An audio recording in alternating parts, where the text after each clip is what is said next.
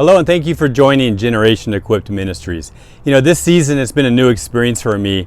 I've had the pleasure of managing a Little League baseball team, and I've really enjoyed the experience. But the more I've done it, it really has caused me to sit back and reflect on a bigger picture that transcends the game of baseball. Obviously, there's life lessons like persistency and not giving up, and the effect we have on each other, positive and negative, and just what adversity can do to you in a game of baseball. I've also just really noticed the importance of having an athlete who's coachable, who will listen to input. And the other thing is, in spite of maybe the challenges or the fears or when you mess up, just stopping to enjoy the moment. One of the biggest things I've seen, no matter how much you practice and how much you train, which are very important, there's something about getting in the game and having what I call situational awareness that is so important that you don't really get from studying or reading or watching videos.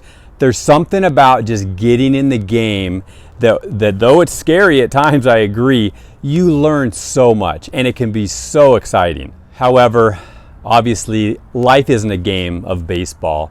It's so much more important. I like to think of it more of a war zone or a battlefield that we're in.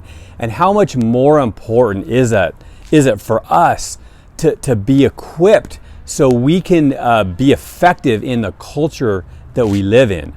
And I've done videos here on the difference between teaching and training, which is so important. I still believe that. But I believe sometimes we can get stuck. We can get so wrapped up in the teaching and the training, and our fear of getting in the game kind of paralyzes us. And I want to encourage all of you listening, and myself included, it's time for us to get in the game.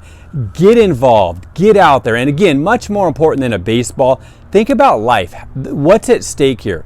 Much more than the outcome of a baseball game, but eternal souls are at stake here. Everybody that you meet is on a road. They're either going to heaven or they're going to hell. Here's the cold reality. 150,000 people die every 24 hours. And statistically, 10 out of 10 people are going to die. Everybody that you meet is going to die. And you know, a lot of times we'll say things like, oh, I don't have time to die. I don't have time to get sick. But you know what? Everybody has time. And the Bible says that it's appointed for every man and woman to die once. But after is the judgment. So I want to encourage you. I want to encourage myself more to think about what is the motivation behind what we do. If we truly love somebody, we will point them to Jesus Christ, because the gospel is what is the life transforming power that can change someone's entire eternity. And when you have the fear that comes, and it comes to me too, I want you to remember, what is your motivation? Why do you do what you do? If you truly love somebody, you will point them to Jesus Christ. You will get involved. You will get in the game, however that is.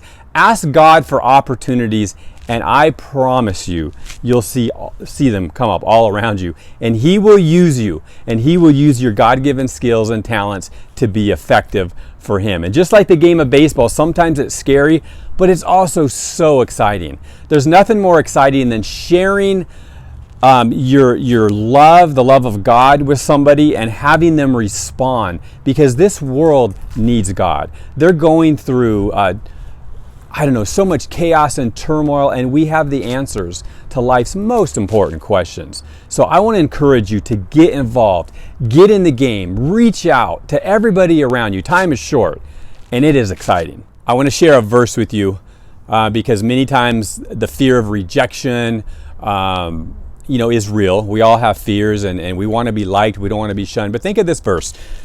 1 Peter 4:14 says this: if you are reproached for the name of Christ, blessed are you.